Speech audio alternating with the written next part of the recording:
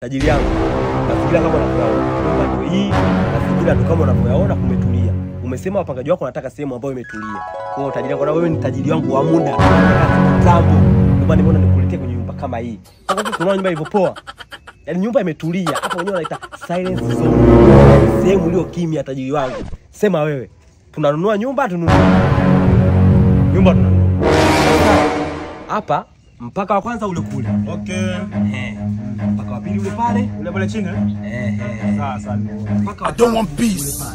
I want problems always. God have mercy upon us. Hata ukileta wapangaji Bongo kitu. Mbona kwenye nyumba za watu umetupita hata salamu hamna, unakuja unasimama kwenye nyumba za watu.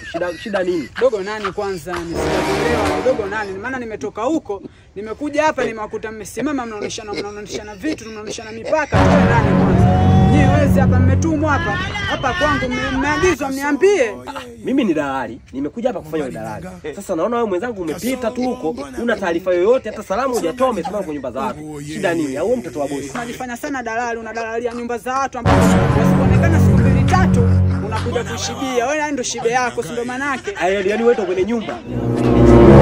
Wewe ni tajiri yangu, watu wanafurahisha sana. Hebu angalia udogo wao itasimama nyumbani kwake. Unaonaje kwanza mimi nashindwa kumiliki nyumba kama hii? Basi kama hapo nyumbani kwako mtupe hati. Usichanganye tupe hati.